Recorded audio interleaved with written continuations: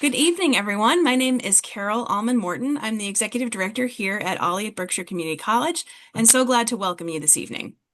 I also want to thank our OLLI sponsor, Berkshire Health Systems, berkshirehealthsystems.org, and our speaker series sponsor, Kimball Farms Life Care, kimballfarms.org, for being sponsors at OLLI. Thank you. You can go to berkshireolli.org/events to see the full calendar of programming, and I have some highlights to share with you.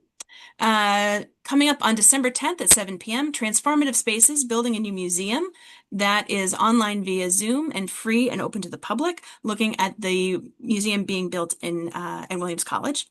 And on December 11th, we have a winter luncheon and introduction to OLLI. All are welcome to attend. You can join to learn more about OLLI at BCC, attend some sample mini classes from the upcoming winter term, meet with friends new and old, and you can also bring a friend. It's a great time if you have a friend or neighbor who's been curious about OLLI to bring them along and let them learn a little more what we're about. That's free and open to the public as well. Our winter session of courses will begin on January 20th and registration will open on December 9th. And that's my whole spiel. I'm going to turn it over to Doug Mishkin, a frequent OLLI teacher and speaker, to introduce our guest tonight. Have you ever wondered, how did "Under God" wind up in the Pledge of Allegiance? How did "In God We Trust" wind up on our money? How did the American flag wind up in houses of worship? If you've ever wondered about these questions, you've come to the right program. Tonight, our guest will talk about all of those questions, and then we'll address the most important question of all. So what? Why should all of us, Christians and non-Christians, care? Welcome, I'm Doug Mishkin. Some of you may know that I taught a course this past spring for OLLI on the Scopes monkey trial. Arising out of that, I've been working with Americans United for Separation of Church and State on how to create dialogue about issues of religion and the government with people of different perspectives. In the course of that work, I met Reverend Brian Kaylor, the vice chair of the board of Americans United. Brian is a Baptist minister with a PhD in political communication. He is the president and editor-in-chief of an organization called Word&Way that was founded in 1896. Brian's writings have been published by CNN, by the Washington Post, and many other outlets. He writes regularly about religion and politics. He has authored or co-authored 7 books. The book that brings him to our attention tonight is Baptizing America: How Mainline Protestants Helped Build Christian Nationalism. When I read it months ago, I had 2 thoughts. First, he answered the 4 questions I recited a moment ago, and second, I wanted you to hear from him. Brian Kaylor, welcome to the Osher Lifelong Learning Institute. Yeah, thanks, Doug. It's great to be with you for this conversation. So let's start with some basics. First, what is Word&Way? Yeah, sure. So as you mentioned, Word&Way has been around since 1896 as a Christian media organization. We continue in that form today. We have an email newsletter, a public witness, which is our primary vehicle for looking at issues at the intersection of faith and politics. We do podcasts. Our primary podcast is Dangerous Dogma. And so we've been trying to think about what does it mean for those in our readership who are Christians to think about the news and the world today. So, Brian, you're a minister with a PhD in political communication.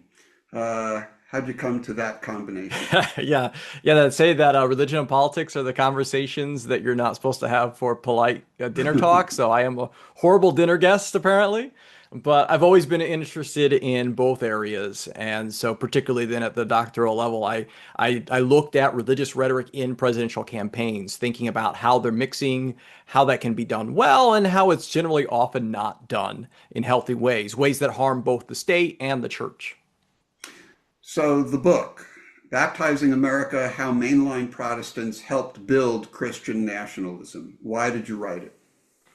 Yeah, so I have a co-author in this book, Bo Underwood, who's the Disciples of Christ minister, and we have been working and writing about Christian nationalism and related topics for quite a while. I know for a lot of people, the term Christian nationalism kind of pops up with January 6th, with the insurrection in 2021, but we've been writing about and using that term explicitly for a few years before that. And in fact, there's a group called Christians Against Christian Nationalism, and it actually launched in July of 2019. So this is not a response to the January 6th insurrection, although that did put it kind of on the radar for a lot of people. But as we were looking at a lot of these things, some of the things that you mentioned in your opening questions, right? These are the things that people today point to, like a David Barton, who's an influential pseudo historian, who's a mentor to Speaker Mike Johnson, right? And these type of Christian nationalist figures today, when they point to evidence to make the claim that we are a Christian nation, they're pointing to things like under God in the Pledge of Allegiance, in God we trust as the national motto. And so we started tracing like where these things came from and realized that one, not only are they not from the founding era, but they were all things that mainline Protestants had created. And we should probably unpack that a little bit. Maybe you were about to ask this, but I do think it's really important. Today, Christian nationalism is primarily led by conservative evangelicals and Pentecostals, charismatics. So, like a Speaker Mike Johnson is an evangelical Southern Baptist. Paula White Cain, Trump's main spiritual advisor, is a charismatic preacher. And so that's when we think about Christian nationalism. Most people think about conservative right-wing Christianity. Mainline Protestantism is the other half of the Protestant world, if you will. So these are more moderate and often even more liberal progressive Christians. So your Episcopalians, you've got your Presbyterian Church USA, your American Baptist, which is the Northern Baptist as opposed to the Southern Baptist that Mike Johnson's a part of, the United Methodist, the United Church of Christ, the Disciples of Christ. These are the types of traditions that today we often think about being in opposition to Christian nationalism. But there was a time, in fact, for most of America, they were the largest religious group. And so there was a time when they were leading religious life and political life in America, and that's when they were actually proponents of Christian nationalism. So you've already started the transition into the discussion I want to have with you about the first section of the book, and so our viewers understand. The book is set up in 4 sections, and I'm going to take you through it because I want everybody to hear a bit about each section. In section 1, you try to put the rest of the book into context, and so I want to dig a little bit deeper and do some vocabulary. When you use the term Christian nationalism, what do you mean by that? And when you use it, you capitalize the N of nationalism, and I'd like for people to hear why you do that. So first, what is this Christian nationalism? Yeah, so a quick and easy definition that I like to use is that Christian nationalism in the US context is the fusing, and I would add confusing, the fusing and confusing of American and Christian identities. So it's a sense of trying to see them as synonymous, that to be a good American, one has to be a good Christian, and to be a good Christian, one has to be a good pro-American, right? And so this is often founded on this myth that we were founded as a Christian nation, which we weren't. And it's important to recognize, again, in the US context, there's Christian nationalism and religious nationalism in other countries. But in the US context, I also use the term Christian nationalism as synonymous with white Christian nationalism. We see from sociologists like Andrew Whitehead and Samuel Perry and Robbie Jones that there's a strong connection between those that hold a Christian nationalist worldview and those that hold racist ideologies. So people that are high on a Christian nationalism scale are more likely to be opposed to interracial marriage and to think that there's no harm, nothing holding back blacks today from the legacy of slavery. There's a whole lot of research showing a very strong impact on this. And it makes sense if you think about this in the US context, why Christian nationalism is white Christian nationalism because of that founding myth. If we were created as a Christian nation, a nation that was founded on the genocide of Native Americans and the enslavement of Black Africans, which I want to say doesn't sound very Christian, but if anything, it was only ever intended for white Christians, right? So if we're going back to that model. We're going back to a time when there's this white patriarchy model of power. And then, yes, for theological reasons, we capitalize the N in nationalism. Most people writing about Christian nationalism will capitalize the C in Christian, but not the N in nationalism. And the argument that I make is that we capitalize at Word&Way, and I do this in any of my writings anywhere, we capitalize the names of religions. So Hinduism, Buddhism, Islam, Christianity. And I'm making an argument here that Christian nationalism, that while it borrows from the sacred text of Christians, it borrows the language and the songs, is itself a different theological framework. It's not merely a political ideology, but it's also doing something religiously. And I want to claim that it's doing something different religiously. Interesting. So in discussions about religion and politics, and we hear the term Christian nationalism, and then there are those who are described as Christian fundamentalists. Are Christian nationalists necessarily or largely Christian fundamentalists? Are Christian fundamentalists largely Christian nationalists? Talk about the two. Yeah. No, I think that's an interesting question. I do think I think it would depend on the era, but I do think today, I think the Venn diagram would have a strong overlap. Not entirely. There you will find some Christian fundamentalists who have rejected nationalism and do much more of a kind of isolation approach when it comes to politics today. But there is a lot of overlap between Christian fundamentalists and particularly certain brands of fundamentalism. There are different flavors of fundamentalism, and some of them seem to go much more towards Christian nationalism today. Whereas what we're talking about in Baptizing America in the middle of the last century, a lot of the Christian nationalism was coming from very progressive Christian leaders as opposed to the Christian fundamentalists today. So I wanted to ask you about that because you already alluded to various, would we say, denominations that you would describe as mainline Protestants today. And in the book, you make a point of saying mainline Protestants is not a shorthand for progressive Christian. Tell me what you mean by that. Yeah, and so I mean, even today, and this is, it was even more true decades ago when the mainline Protestant traditions were larger and had much more diversity. And it's been true that a lot of members on the more conservative end have left mainline churches to go to evangelical or other types of churches.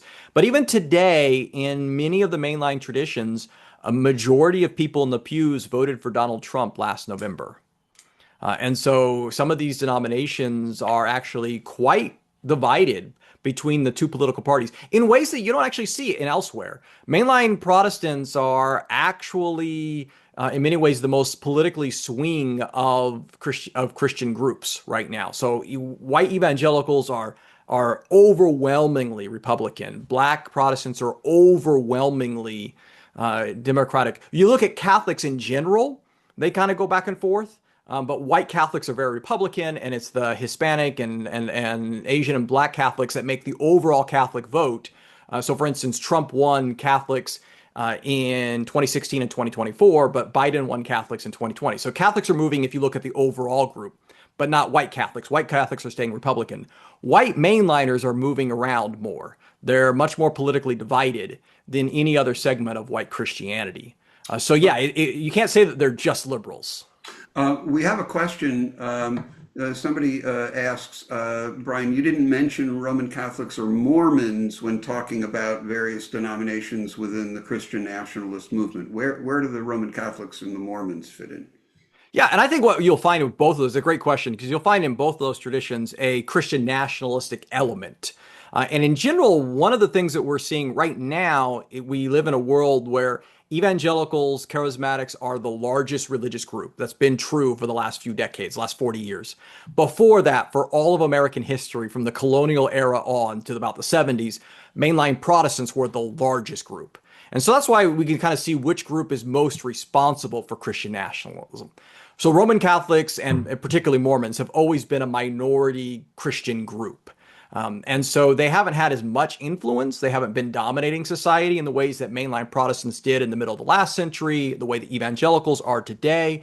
However, I would say we are particularly on the Catholic side seeing some pretty strong Christian nationalism and influence, perhaps now more than we've ever had. They've always had a Christian nationalist element, but J.D. Vance, right, would be an example of a prominent Catholic, an adult convert to Catholicism. And I think there's something particularly interesting there. A lot of adult converts to Catholicism are on that cutting edge of Catholic, far right Christian nationalism today.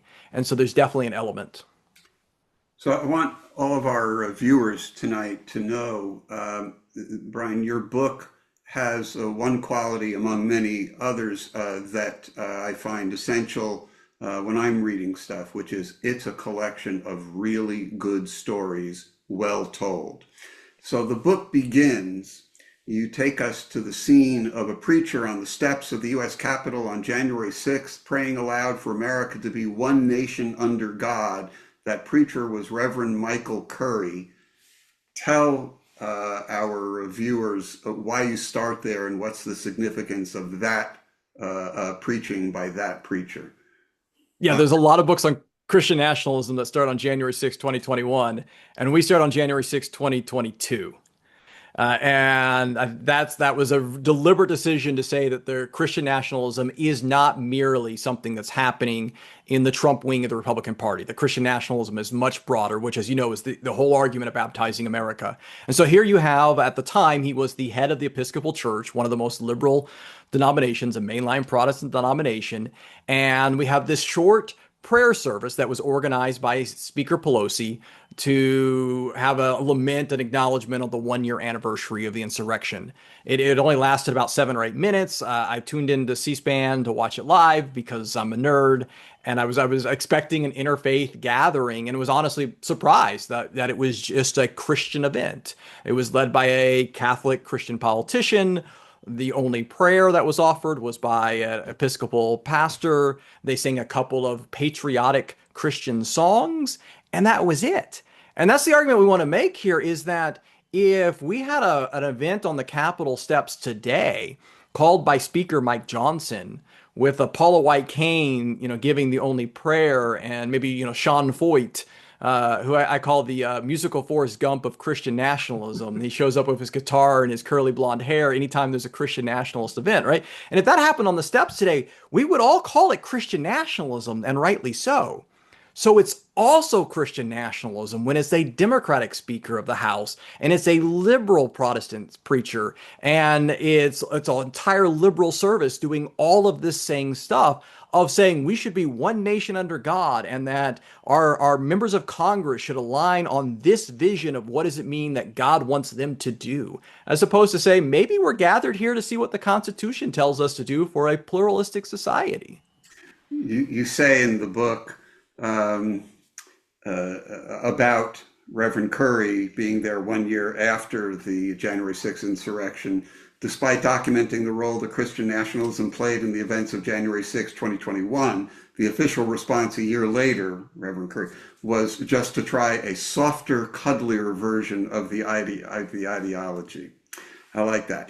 You go on to a fascinating discussion of the report of the House Select Committee that investigated the January 6th insurrection. And you say that the committee ignored the role of Christian nationalism in the insurrection. And you say, and I'm quoting, the virtual silence by the House Select Committee was a calculated political choice, primarily by Representative Liz Cheney. Please talk about that. Yeah, and that's reporting that was done of understanding why Christian nationalism and some other similar issues were not covered, is that she did not want, as the vice chair of the committee, and I have to say, I mean, we want to lift up Representative Cheney as a unique figure willing to go against her own political party, and it cost her political career. And it kind of matches that old quip about why there's a reason why Profiles in Courage is a short book, right? Is that there's just not a whole lot of politicians that are willing to do that. But yet when it comes to this issue, and she's a mainline Protestant, she's a United Methodist, she seemed to have a blind spot.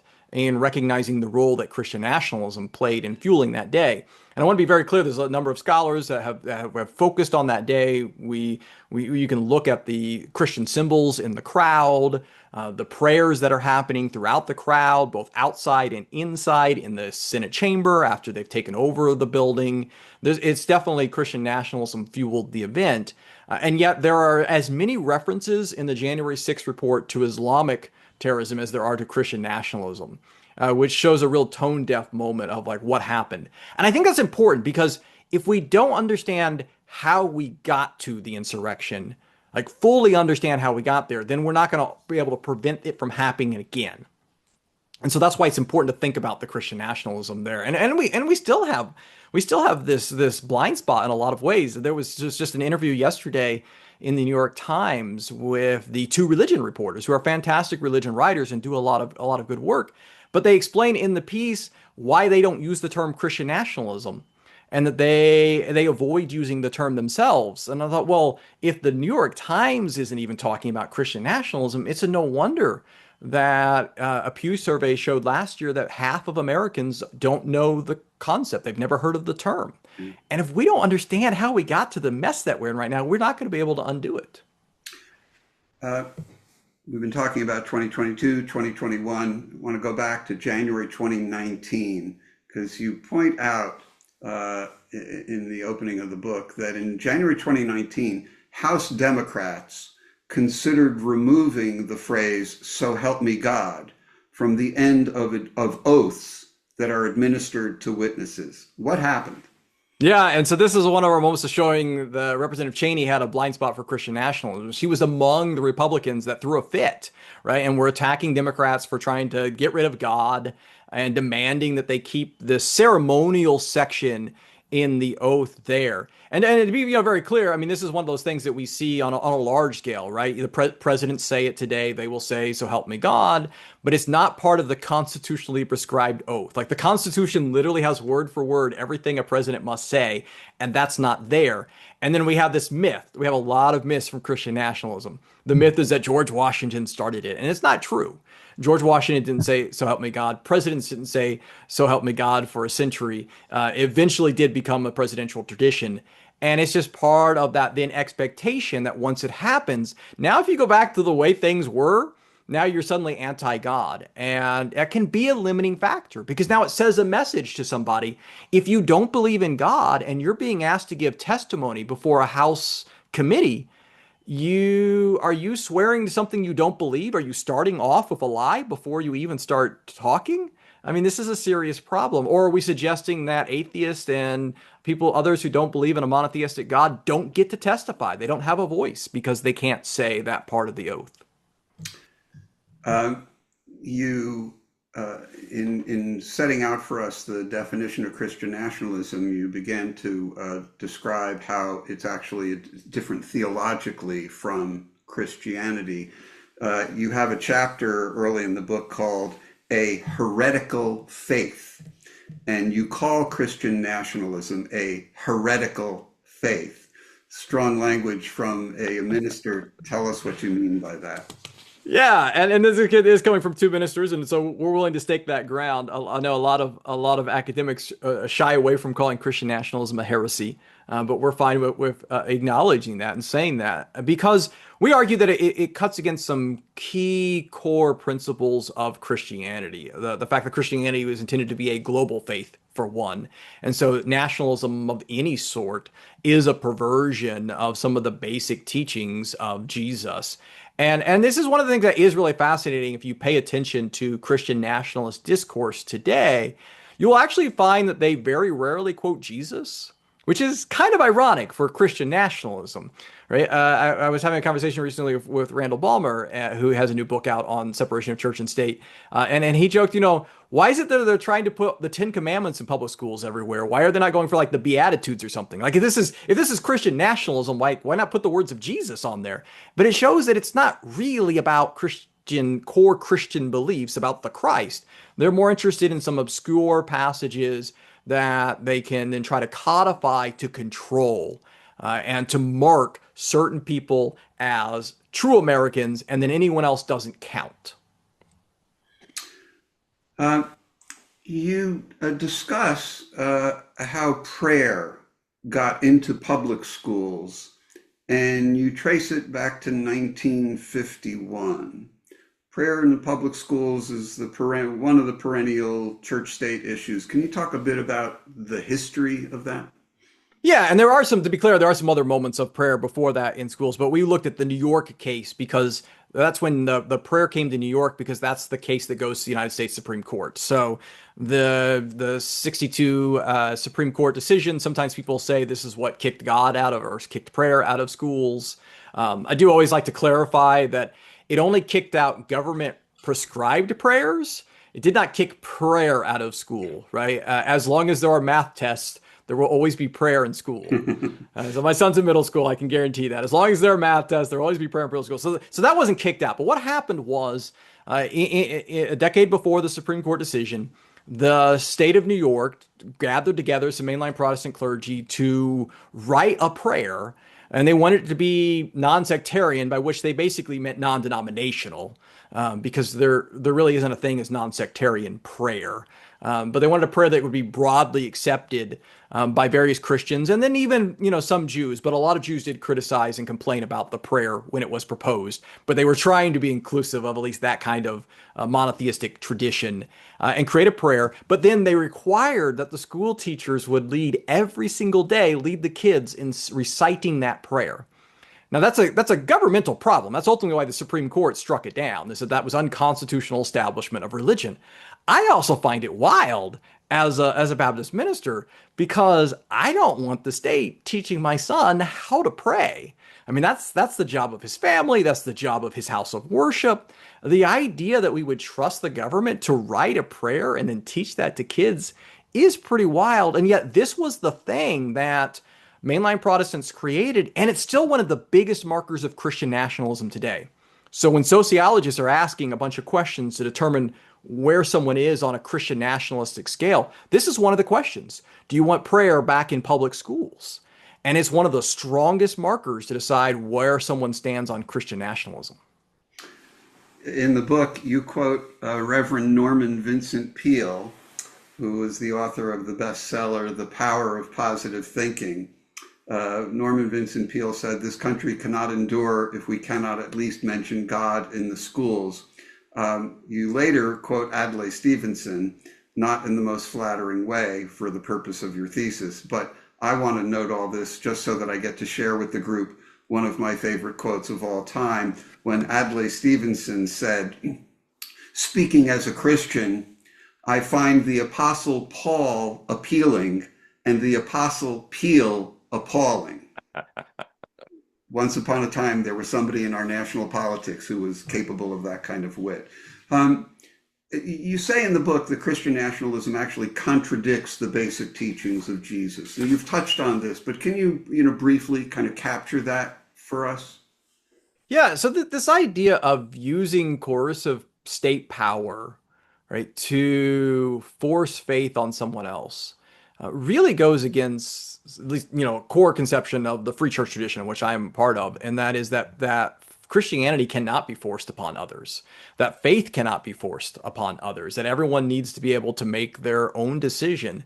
And we can't do that when we're using coercive state power because, it's particularly quite a situation where you either have to say a prayer to, be accepted on the football team, or that you have to say you believe in God to run for political office or to testify. Some people will just go along, right? Because they want to have friends or they want to win office. I mean, I am suggesting that politicians will sometimes just do and say what they need to win, right? Whether they believe it or not. And so then you're creating faith to be something that is easily corrupted because people aren't meaning it. They're going through the motions just because they're trying to get to something else. And so this is why it's never worked out well for faith when it's been mixed with state power. You have a chapter entitled Uncivil Religion. And you start that chapter with one of the powerful vignettes that you have sprinkled liberally throughout the book. This chapter starts on March 15th, 1965, and it's President Lyndon Johnson addressing a joint session of Congress urging passage of the Voting Rights Act.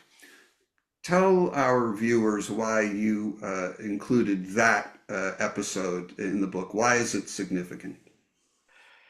So one of the things we knew we were going to have to do, and we're in chapter 3 out of 12 of the book, but it's the last chapter that we wrote because we knew we kept like kicking this one down the can, kicking the can down the road. We knew we were going to have to deal with this because a lot of the things a lot of the examples we're talking about are things that sociologist Robert Bellah called civil religion, and that most scholars today still call civil religion. And some scholars distinguish civil religion from Christian nationalism.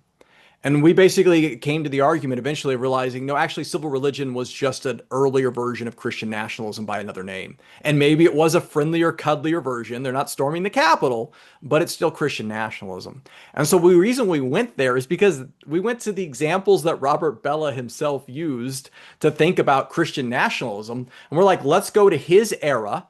Let's look at what's happening and unpack how this is Christian nationalism from a liberal democratic politician who was suggesting that the members of Congress should vote a certain way because that's what God wanted them to do. And if Donald Trump stood before Congress and did that today, now granted, it would be for probably the exact opposite policy, right? But we would call that Christian nationalism. So we have to be consistent and say that when Lyndon Johnson is telling members of Congress to vote a certain way because that's how he thinks God wants them to vote, that's a really dangerous version of Christian nationalism. Yeah, one of the dozens and dozens and dozens of sentences I highlighted when I was reading, you say Christian nationalism cannot just be God talk with which we politically disagree. It's a powerful point. You more on the problem of supposed civil religion. You quote Chief Justice Rehnquist and Justice Sandra Day O'Connor, who are addressing the issue of God being in the Pledge of Allegiance. You want to talk about that? Yeah, so this is one of those, one of those questions. One of the issues that we dealt with, of course, was how God came into the Pledge of Allegiance. We'll get to that in a future chapter. But there's been several court challenges. And one of the remarkable things is to hear Supreme Court justices explain why they're okay with this phrase being in the Pledge of Allegiance and why it's not an establishment of religion. And their argument was that it's not a sectarian statement, that it's just a reference to some sort of generic unifying American principle. And that to me is stunning. Like when first reading that Supreme Court, those rulings from those Supreme Court justices, honestly was stunning. The argument of it is so wild to imagine that we're going to say that the word God there doesn't actually mean God, right? It's just some sort of, which again, it's this really weird situation then of like, so God only gets to say in the Pledge of Allegiance because it's not actually sectarian. Well, then in the Christian tradition, and this would be true in the Jewish tradition as well, we share this part of the scriptures, that would be taking the Lord's name in vain. We're saying it's God, but it's not actually about God. And yet that's what has been used as this legal trick to leave God in the Pledge of Allegiance. And yet then there are people like Speaker Mike Johnson today that will point to that as proof that we're a Christian nation. So while the justices are saying it's not sectarian, Christian nationalists are pointing to it and saying, see, we're a Christian nation because God is in the Pledge of Allegiance. Yeah, just so everyone understands, Chief Justice Rehnquist, in a case about the God being in the pledge, said that the pledge was not it was not a religious exercise. The pledge. It was just promising fidelity to flag and the nation and not to any particular God. And Justice O'Connor said that this was, quote, ceremonial deism, simply a reference to a generic God. And I want to quote Brian back to himself because this was really good. He said, the reason the language of civil religion passes constitutional muster, at least according to these two justices, is that it's not actually religious at all. It's only because the name God means so little that the vague reference to an unspecific deity can remain in the Pledge of Allegiance. And here's the money shot. Whether or not this logic holds up in a pluralistic democracy, it should not carry much weight with those who proclaim Jesus to be Lord. To our viewers, I told Brian beforehand, at this point, I wanted to share with all of you an excerpt from an oral argument that the Supreme Court in 2009 That year, the Supreme Court heard a case called Salazar versus Buono. And this was a case that was challenging a cross that had been erected years earlier on land in the federal Mojave National Preserve, federally owned land. So there was a legal challenge to this as a violation of the Constitution. And I want you to listen to this exchange between Justice Scalia and the ACLU lawyer named Peter Eliasberg, who was arguing that the presence of the cross on this federal property violated the Establishment Clause of the First Amendment of the Constitution. The lawyer had commented that the cross did not honor all veterans who had fought for the U.S. in World War I. So Justice Scalia asks, the cross doesn't honor non-Christians who fought in the war? Mr. Eliasberg, I believe that's actually correct. Justice Scalia, where does it say that? Mr. Eliasberg, it doesn't say that, but a cross is the predominant symbol of Christianity, and it signifies that Jesus is the Son of God and died to redeem mankind for our sins. And I believe that's why Jewish war veterans, Justice Scalia now interrupts, it's erected as a war memorial. I assume it is erected in honor of all of the war dead. The cross is the most common symbol of the resting place of the dead. What would you have them erect? A cross, some conglomerate of a cross, a Star of David, and a Muslim half moon and star? Mr. Eliasberg, the cross is the most common symbol of the resting place of Christians. I've been in Jewish ceremonies. There's never a cross on a tombstone of a Jew. The transcript says laughter in the Supreme Court. So it is the most common symbol to honor Christians. Justice Scalia, I don't think you can leap from that to the conclusion that the only war dead that the cross honors are the Christian war dead. I think that's an outrageous conclusion, Mr. Eliasberg. Well, my point here is to say that there's a reason the Jewish war veterans came in and said, we don't feel honored by this cross. This cross can't honor us because it's a religious symbol of another religion. When I've used this passage in classes I've taught, I then add, arguing that the cross is not a Christian symbol demeans two important groups of people, non-Christians and Christians.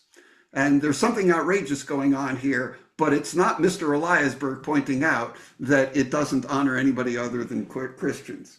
I'll give you a chance to add. Yeah, I mean that example's right up there with what we were just talking about with God and the Pledge of Allegiance. I mean, it's wild, and also it's like, so if that's what it takes to win, to leave the cross on government property, I'd rather lose.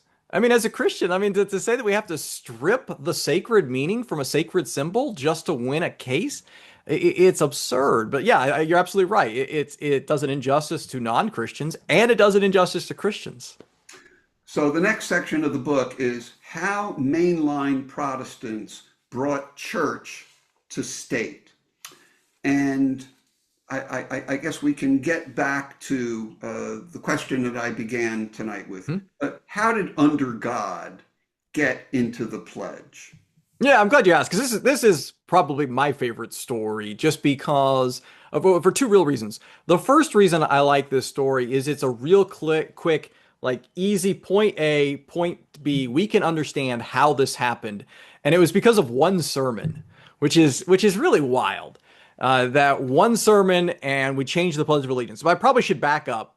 The Pledge of Allegiance originally didn't have under God in it. It was originally written by a Baptist socialist pastor. And I know we don't always put those two terms together, of a Baptist socialist, and I'm not using that pejoratively. He was a Baptist minister and was also involved in the Christian socialist movement, and it's part of what got him fired from his Baptist church, as they apparently didn't like his socialism. And so he's got a side gig now, and he's working for a magazine that funds itself by selling American flags. And so for the 400th anniversary, or the 500th anniversary of Columbus's arrival to this side of the Atlantic, they decided, let's have a pledge to the flag, because then that might help us sell more flags. It's good for business. This is all about money. So he writes the pledge and writes it mostly in the form. The language has changed in a couple of places. Originally, it was just, I pledge to this flag or the flag. And we've kind of changed the language to make it more specific so that people know we're pledging to the flag of the United States and not just any generic flag. But his language is mostly just kind of like tweaked a little bit in the decades that followed. But originally he left God out of it, and it stayed that way for about 6 decades. In 1954, for Lincoln, the Sunday closest to Lincoln's birthday, the church just a couple blocks, the Presbyterian church just a couple of blocks from the White House, and Abraham Lincoln had visited there a few times as president. So they have a Lincoln pew where Lincoln had sat, and they have a Lincoln Sunday close to Lincoln's birthday in February, and there's always a special guest that sits in Lincoln's pew. And so the pastor knew that President Dwight D. Eisenhower would be there for Lincoln Sunday in Lincoln's pew. So he writes his sermon with the whole purpose of convincing Eisenhower to put under God in the Pledge of Allegiance, which is a little bit of an odd pastoral move to write a sermon to one person. But I've also never had the President of the United States in the congregation, so I'm not saying I wouldn't fall, prey to that temptation. But he's very successful. I mean, and he does it with a very traditional Christian nationalist argument that we might hear today. He talks about how we were founded on the Ten Commandments and the gospel of Jesus, and that this is the defining characteristic of American life. I think it's interesting to note that the preacher had grown up in Scotland, and so he talks about being used to saying "God save the King," and then he was surprised that America didn't have a similar declaration. So his solution was, let's put under God in the Pledge of Allegiance, and it works. Like the next day, because there had been media attention, because the president went, members of Congress are writing, asking for a transcript of the sermon. Excerpts are printed in newspapers, go out on the radio. This is back in the time when they would put the little news briefs on the movie theater before the main attraction. So they played like clips of the sermon before the main attraction in movie theaters. I mean, it's a wild to think about the impact that this one sermon had. And within 4 months, on Flag Day, June 14th, 1954, Dwight D. Eisenhower signs the law after both chambers of Congress passed it, putting under God into the Pledge of Allegiance. So boom. I mean, it's really impressive to see that impact. So that's one reason I like this story. We know exactly why it happened, because of one liberal progressive Presbyterian pastor. And I would pause. We talked earlier about how not all mainline Protestants are liberal. Reverend George Dockery was. In some really inspiring ways. He went and marched with King in Selma after Bloody Sunday. He has King preach at his white congregation in D.C. He himself preached against the Vietnam War while Robert McNamara, Secretary of Defense, was in the congregation. I mean, there's some like prophetic things I really like about Reverend Dockery. The problem is he wanted us to be a Christian nation. He just wanted us to be a liberal Christian nation. And ironically, by putting under God in the Pledge of Allegiance, he helped create one of the pieces of evidence that is now used by white Christian nationalists to undo everything that he was trying to do, that he was literally marching and preaching for. But the other reason I like this story is he also says the quiet part out loud in a really stunning way. As he's going through his sermon, he acknowledges in a moment of honesty, like, well, if we do this, there might be some people who can't say the Pledge of Allegiance because they don't believe in God. But he says it doesn't matter, because he says that an atheistic American is a contradiction in terms, and adds that they really are spiritual parasites on the nation. And that's stunning. Now, at the time, that's about 2-3% of Americans that he was civically excommunicating from the body politic. I mean, this is that fusing and confusing of American and Christian identities, right? He's saying if you can't say under God, you're not an American, right? Today, that hits even differently. Now, instead of 2%, it's more like 1/5 of Americans that are being excommunicated because they don't believe in God. So even though some of the Supreme Court justices said this was a generic God reference, I mean, Reverend Dockery from the beginning is very explicit. No, this is a sectarian statement to mark the nation in what he called a theological battle against the godless Soviet Union. So God was on our side because we were saying under God, and this would help us win and make sure that we could beat the atheistic Soviet Union. It is a good story. You left out the part about what the song was that was played after Eisenhower signed the law. Oh yeah, yeah. Battle Hymn of the Republic. Onward, Christian Oliver soldier. Chris Jones said, yeah. You know what? You've read the book more recently than I have. It's all about the music, Brian. Yeah, the Onward Christian Soldiers. I mean, that's So, stunning. so you have a chapter entitled "In God We Trust." So it gets to the second question that I posed at the outset. How did God wind up on our money? Yeah. So this is a two-phase story, and it also starts in a time of war. Just like, I mean, the other one was the Cold War against the Soviet Union. This one starts initially in the Civil War. And what happened was the Confederacy put God in their Constitution. Now, the US Constitution is famously godless. So, in fact, although Christian nationalists want to say we were founded as a Christian nation, the actual Christian nationalists, and there were people that wanted us to be a Christian nation, the actual Christian nationalists at the founding of the United States complained about the godless Constitution. They were upset that we didn't put God in there, and there was a movement for decades before and after the Civil War to have a constitutional amendment to put God in the preamble. So the Confederates do this, and there's some people in the North, not just some preachers, but also the Treasury Secretary and some others in Lincoln's cabinet, that are concerned. Well, maybe God will side with the Confederates because they put God in the Constitution. And so their response was, well, what if we put God on our money? Like this would like make sure we can conjure up God to be on our side. And so that's why they put a couple of phrases went around, but eventually we get to "In God We Trust." It goes just on the coins, and it stays on just coins for decades. So there was a joke for a while about that because the paper money didn't have "In God We Trust," but the coins did. So it was a joke about "In God We Trust, all others pay cash." Right. But eventually we get to the Eisenhower era. So this post Cold War era where we get into yet another, big spike of Christian nationalism and concern about war.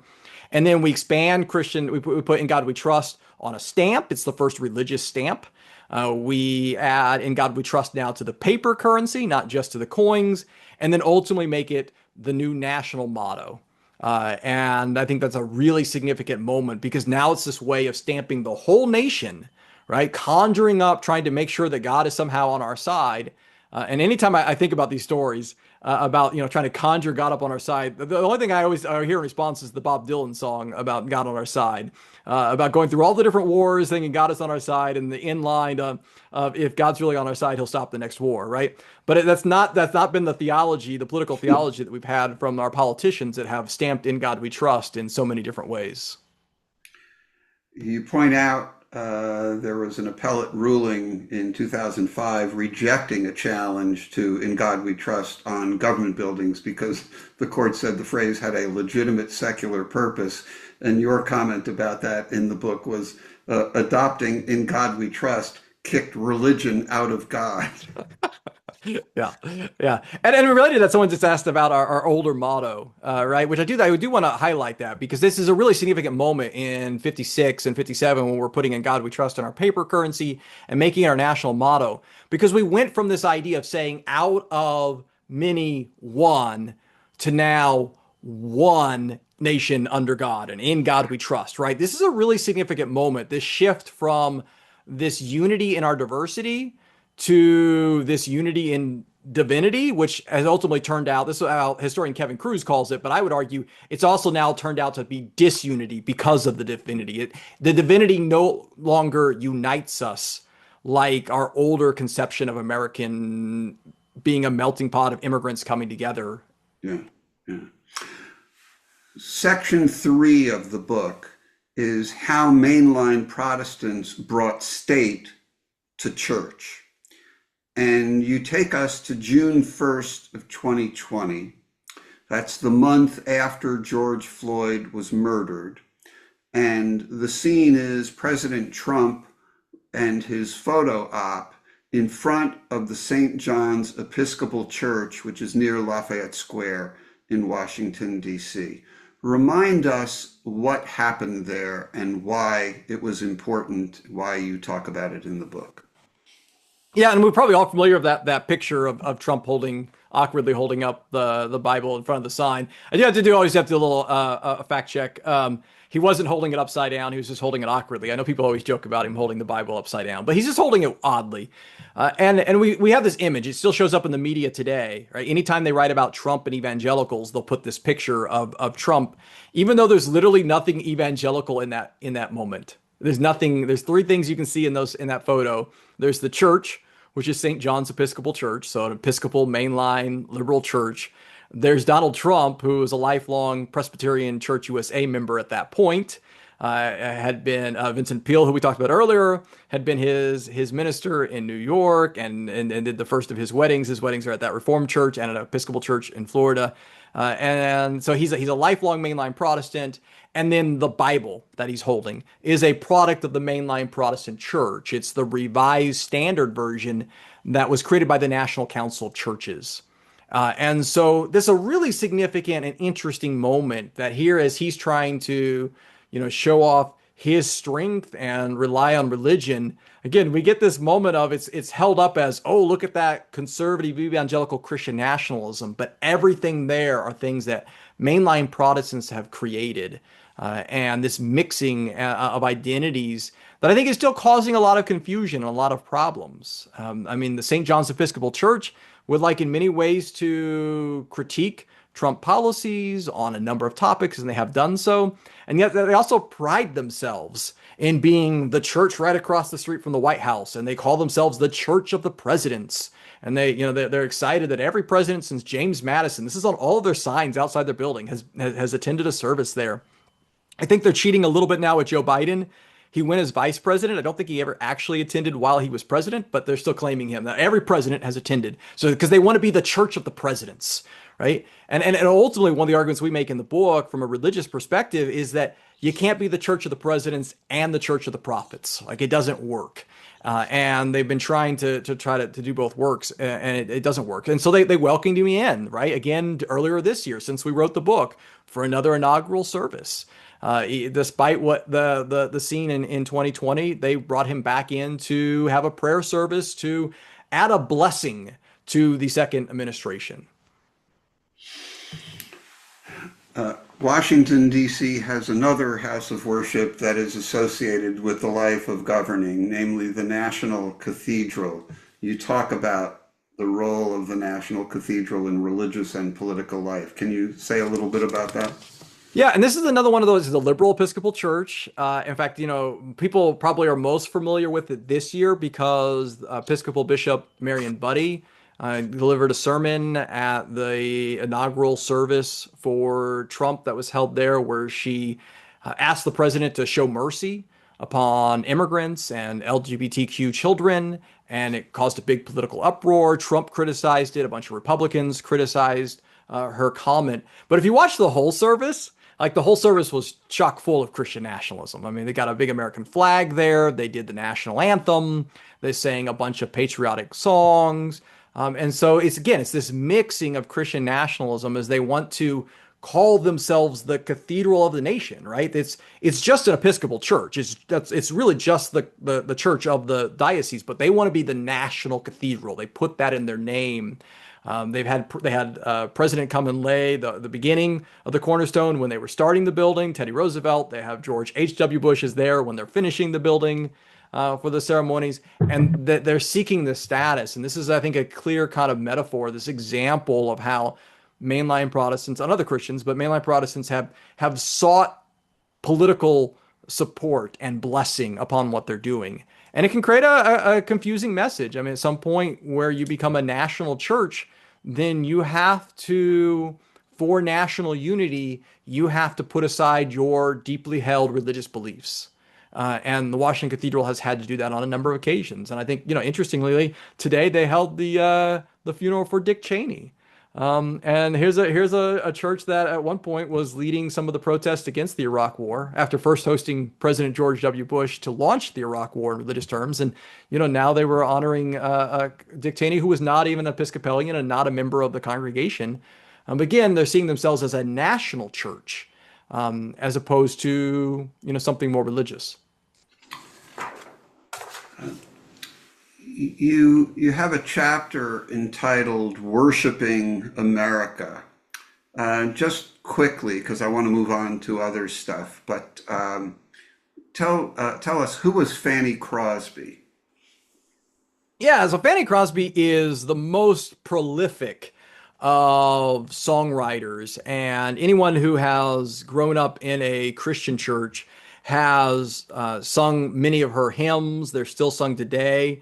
And she's a significant figure in writing songs like Jesus is tenderly calling you home, Blessed Assurance, Rescue the Perish, Carry for the Dying, To God Be the Glory. I'm just kind of naming some. So if people grew up in a church, they would have sung some of those.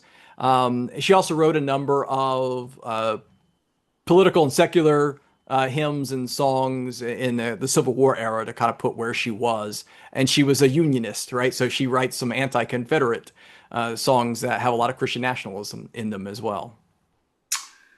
Let's move on to the third question that I posed at the outset of this program about the phenomenon of the American flag being displayed in the sanctuaries of houses of worship. What's the history of that? Talk to us about that phenomenon.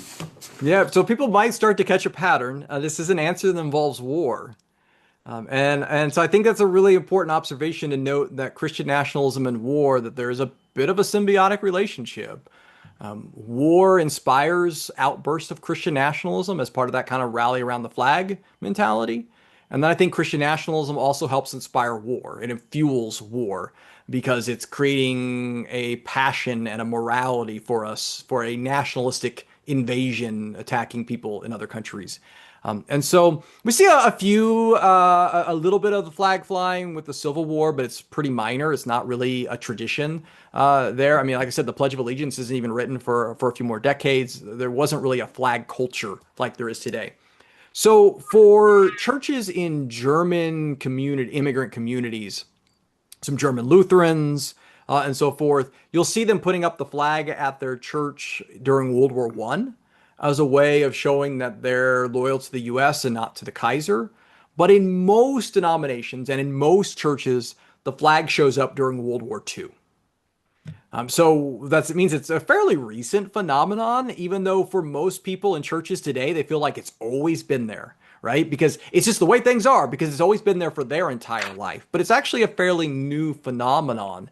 And it's a problematic phenomenon to put a national symbol in the sacred space to suggest that this country has a special relationship with God or that this faith, this religion is about lifting up one particular nation. And it's why lots of denominations, the Catholics, United Methodists, and so forth, actually say you shouldn't do this. You shouldn't have national symbols in the sanctuary. And yet, most churches, in some estimates, 80-90% of churches in various denominations, including the United Methodists, who say don't do this, most of them do. Most of them have a flag somewhere on the campus, and most of them actually in the sanctuary itself. You note in 1942, Congress adopted something called the Flag Code, namely rules for properly flying the flag. And you said the government's rules brought significant theological implications. Can you dig in just a little more on that? Yeah, so there's also a tradition of a lot of Christian churches will put up what they call the Christian flag. I unpack the history a little bit more in the book, but it's also a little bit kind of nationalistic. It kind of looks a lot like an American flag. You can see the inspiration of it. It's a mostly white banner, still has the blue box. And then instead of white stars, there's a red cross in it. So take away the red stripes, take away the white stars, and add a red cross, and you've got the Christian flag from the American flag. And so a lot of churches will fly both today because they want to say we're members of two kingdoms. All right, we're Americans and we're Christians. The flag code, though, is what creates a problem there theologically, because the flag code says that the American flag has to be in the place of superior prominence. Which means if it's on a flagpole, you put the U.S. flag first on top of any other flag. Or if it's on a stage, like whether it be in a sanctuary or at a meeting somewhere, at a political rally, you would put the American flag to the right of the speaker and any other flag on the left. So, for instance, I mean anything. If you had a state flag, right, you would put the American flag on the right in the place of superior prominence, and you would put the flag of Illinois on the other side. Or, if you're doing the Rotary Club, right, it'd be the American flag first and then the Rotary Club second. So most churches today also follow the flag code. So they go American flag first, and then they go Christian flag second, which is a fascinating theological statement to start to think about, right? American first, Illinois first, second, America first, Rotary second, America first, Christian second. I mean, that's really fascinating how much the flag code. There's been some debates. We trace out the fact there's some debate about this, but yet most churches have put themselves in that position.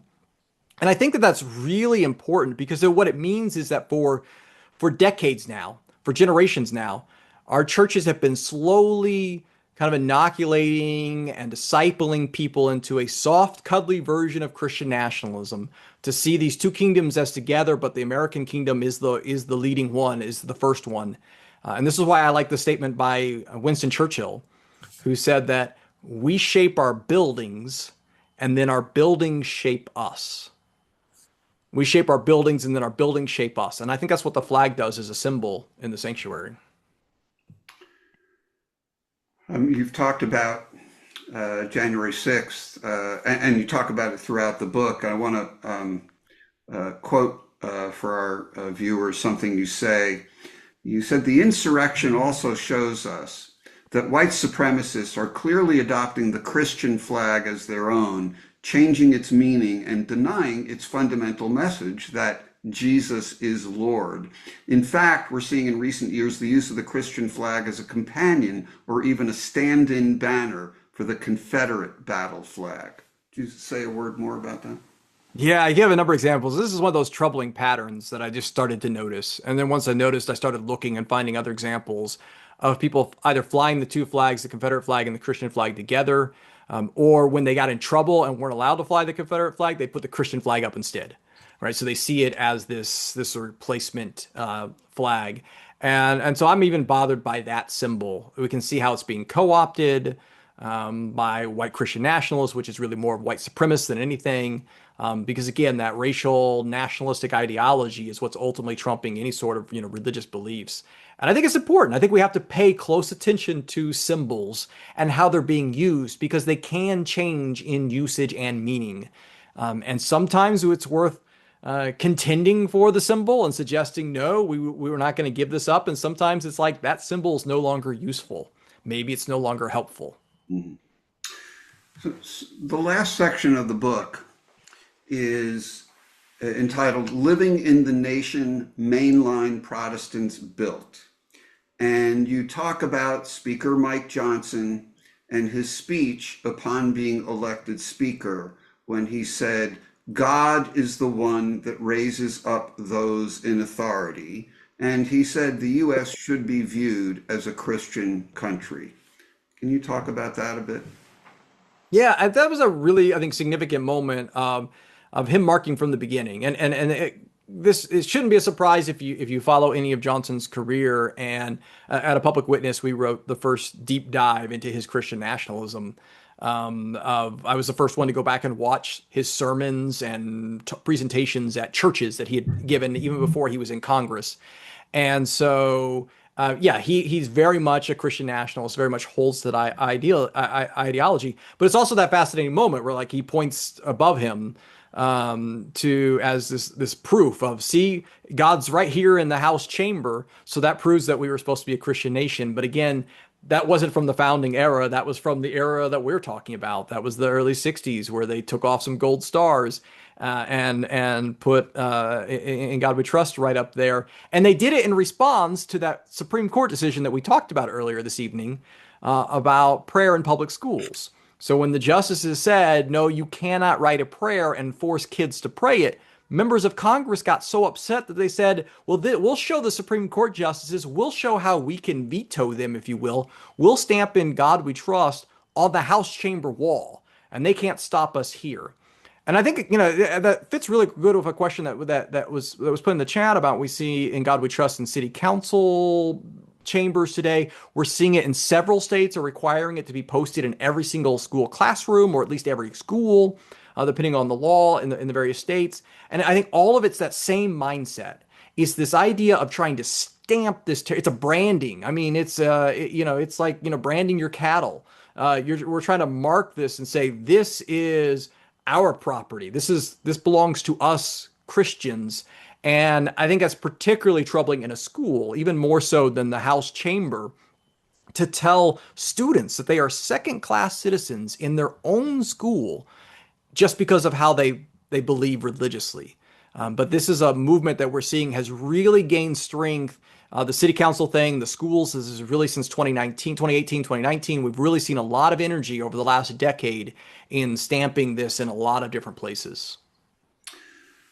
I want to begin to head us toward the finish line tonight. The last chapter of your book is called Moving Forward.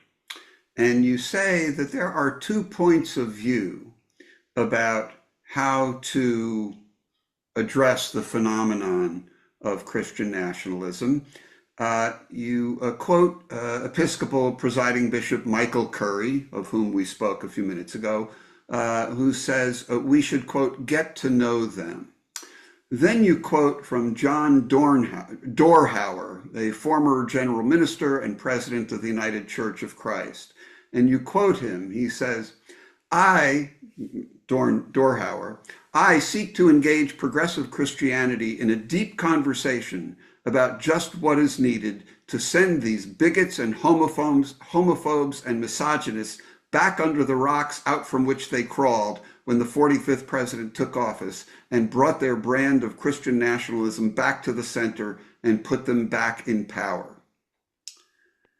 As between Curry and Dorhauer, where are you?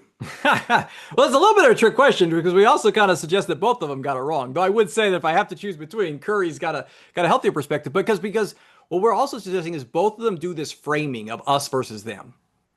And that's what the whole project of the book. I mean, there are probably 100 books that have come out in the last 3 years on Christian nationalism, and 99 of them are about conservative evangelicals. And this is the one book that's about the other half of the Protestant world. And what we're trying to say to ourselves as mainline Protestants, to Episcopal and United Church of Christ leaders, is that, whoa, we also have Christian nationalism. In fact, I would say that if you grew up in a white Christian church of any version, Catholic, Mormon, evangelical, mainline Protestant, that you have some Christian nationalism. It was just in the air that we breathe, right? And it's just been, we for so long have suggested that American and Christian identities just go hand in hand and they're one and the same. So everyone to some level has to detox from Christian nationalism and figure out, well, what was actually Christian, what was actually American, to some degree. And so that's actually what we're arguing is instead of pointing the finger and only talking about there's plenty of blame to go along and they deserve it. And there's a place for that as well. But we also have to figure out how can we improve our own communities, whatever faith community, whatever community group you're part of, whatever civic part of life that you're part of, how can we make those spaces less Christian nationalist? And I think this is actually really significant moment. This is a good time to have this conversation because we're heading into what I think is going to be a very heavy Christian nationalist season. The 250th anniversary of the Declaration of Independence is next July 4th. We're already seeing the Trump administration leaning into Christian nationalism for that type of celebration. In Baptizing America, we noted how the bicentennial in 1976 led to a spike of Christian nationalism. So this is a time for all of us, wherever we are, whatever communities of faith or other civic and local groups that we're part of.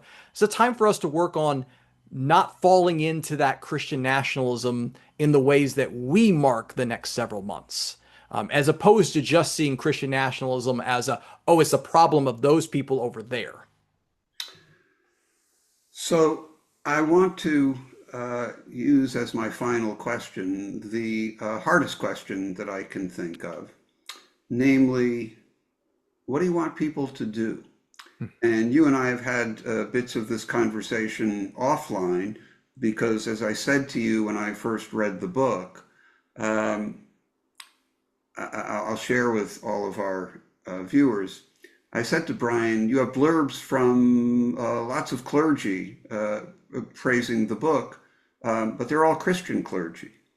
And the book is addressed in a sense to a Christian audience. I'm not a Christian. And the book spoke to me in a very important way because, on the one hand, as somebody who's Jewish, I am skittish about appearing to try to tell Christians about Christianity. And on the other hand, I share the values that you speak about in the book and want to know how to engage appropriately on behalf of those values. So my question, Reverend Kaylor, is what can Christians do and what can non-Christians do to promote the values that you're talking about, to address the issues, the problems that you've identified? Yeah, and I'm gonna flip the order because the answer I want to give to non-Christians, I want to make more of a all of us, and then I do want to specify for what particularly white Christians can do in this moment, because I think there is something all of us need to be doing, and that is how do we lean into building and strengthening a pluralistic democracy that treats all people equal, that welcomes and affirms all people, regardless of what they may believe. And that's the alternate option that we have to Christian nationalism. And it's a uniquely radical American experiment. One of the first questions that we had in the comment was about the separation of church and state. As a phrase, doesn't appear in the Constitution. Is there something that we need to add, or how do we address that? And I mean, that is also one of those things you'll hear from people, right? They'll say, "Oh, separation of church and state isn't in the Constitution." And it's true, you won't find those exact words there. You also won't find the phrase religious liberty in the Constitution, but it's still a constitutional principle that describes the words that are there. The separation of church and state is a constitutional principle that describes the words that are there. And we know that because that's what Thomas Jefferson literally said. So in his letter to Danbury Baptist, when he talks about the wall of separation between church and state, literally right before that, he quotes word for word the entire two religion clauses in the First Amendment and said that that's what created this wall. And so he's arguing, and I would say Thomas Jefferson knows a thing or two about our founding era. So he's arguing that's what creates our separation of church and state. That's the radical idea. Like, that's this model that had never been tested before. And just give a little example of how radical it is. So in 1776, almost 250 years ago, there was a group of Baptists who went to Massachusetts to try to get church and state disestablished there. In Massachusetts, the Congregational Church was the official state church. In Virginia, it was the Anglican Church. It depended on where you were. In most of the colonies, they had a state church, except for Rhode Island. Someone wrote in about Roger Williams. I'm sorry, I haven't talked much about Roger Williams as a Baptist. I love Roger Williams, founded Rhode Island, the first colony to have a separation of church and state because he had been kicked out of Massachusetts. Massachusetts was a Christian national state, right? We would call them that. They were executing Quakers. I mean, I don't know how much you know about Quakers, but like, if you can't get along with the Quakers, I mean, that really says more about you than it does them. They're executing Quakers for being Quakers. They kick out Roger Williams because they don't like what he's preaching, right? So they mix church and state in dramatic ways. So in 1776, a full, little over a century after Roger Williams, some Baptists go and they want to separate church and state legally in Massachusetts. John Adams, the future president, is on this panel of leadership in Massachusetts, and he says to them that there is more likely to be a change in the solar system than a separation of church and state. Now, I don't know if he studied the stars very closely that night as he walked home, because not only did that change in the solar system happen, he lived to see it happen in his own lifetime. But that's how radical this American experiment was that Jefferson and Madison and others helped lead, was that Adams didn't even think it was possible that it could happen. And it happened quickly. That we created a nation that said you can worship however you want. You can believe however you want, that you don't have to be a member of a certain church to run for office. I mean, that's the only religious test in the original Constitution is Article 6 prohibiting religious tests for office. That's a radical idea that doesn't fit the model of the European nations that they had come from. That's what we need today. Like, that's the answer, is getting back to this idea of a pluralistic democracy, which is still a new experiment, right? Our democracy isn't 250 years old. That's like 1965 with the Voting Rights Act. I mean, until everyone can actually vote, we're not a democracy. So this is still a new experiment, and there's a lot of people who don't like this new idea. They want to go back to pre-1965. They want to go back. Some of them even want to go back to pre-1919. They don't want women voting, right? And they say this out loud and openly. Some of the Christian nationalists today, they want to consolidate power into just white men. And so it's a debate of what kind of nation are we going to be? And I think that's what we need, all of us, regardless of our religious beliefs. We all have to come together and figure out, how do we support one another? How do we create this pluralistic democracy for all of us to flourish? I mean, James Madison wrote years after his presidency that the separation of church and state is what had not only helped the government to function well by avoiding the sectarian conflicts that had plagued Europe, but it also had allowed religion to flourish. And I think that's a really significant statement coming from someone who was very devout. He was a devout Anglican, unlike Thomas Jefferson. Thomas Jefferson was a heretic. I mean, he has wild ideas. He's cutting up the New Testament. But James Madison is very devout, and he sees how separation of church and state was good for faith. And so then, narrowing your question to, you asked specifically about Christians, but I would even narrow even more to white Christians, because that's the power structure right now is white Christian nationalists. So that means that if you're a white Christian like myself, particularly, I tell people all the time, look, I am a white Christian cisgender heterosexual man. I mean, like, I fit all of like the privileged marks. All right. That means I have an extra responsibility, I feel, in this moment to speak out against white Christian nationalism. In many ways, it's that same thing that James Madison ultimately does. Right? Thomas Jefferson and James Madison disestablished the Anglican Church in Virginia, just like the Baptists were asking for in Massachusetts.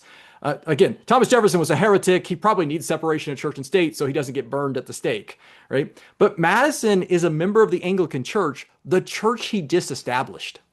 Like, he disempowered his own church to provide true religious liberty to others. And as a lawyer, he had defended Baptists and other pastors who had been imprisoned for not being members of the correct church, right? That's what white Christian clergy and church leaders and church members need to be doing today, is that we have to show up and speak out.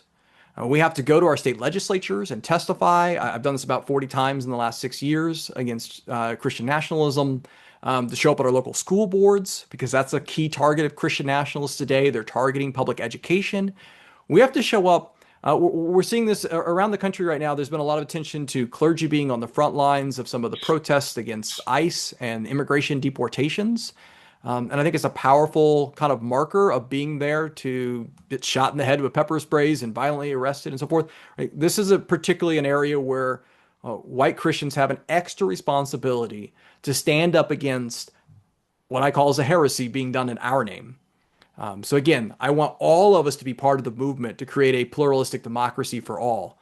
But I do think that white Christians particularly have to stand up in this moment. We can't put this burden on others and expect them to fix the problem that our traditions created. I was stirred when I read the book the first time.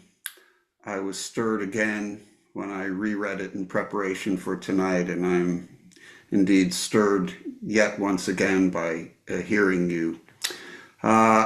In closing, of course, thank you to Carol Allman Morton and to OLLI for allowing enlightened programs like this one. For those of you who have been viewing, if you are not a member of OLLI, these programs don't pay for themselves, although the speakers and the interviewers are not paid. But if you're not a member, you can do something about that. I do want to thank all of you who have taken your time tonight to hear from Brian. And lastly, I want to thank Brian. I'm profoundly grateful for Brian having written this book. I thought to interview him because it occurred to me that what he's talking about is very much a part of the theme that has run through the classes I've taught for OLLI and the people I've interviewed, namely this challenge of freedom and what it means within our American democracy. Some of you have been with me when I interviewed Fred Gray, the lawyer who represented Rosa Parks and Martin Luther King, or when I interviewed the historian Jefferson Cowie on his book, of Freedom's Dominion, about how some in American history have used freedom to mean a freedom from the federal government getting in the way of stealing Indian property, enslaving and murdering blacks, etc., etc. Randall Kennedy, the Harvard law professor whose work has focused on the problems of discrimination. Brian's book resonated with me because he speaks about religious freedom in a way that depends upon the separation of church and state, not a religious freedom that is bent on destroying it. So with that, again, Brian, thank you for the book. Thank you for being with us. And to all who have joined the program tonight, thank you. See you around campus. Good night. Thank you so much.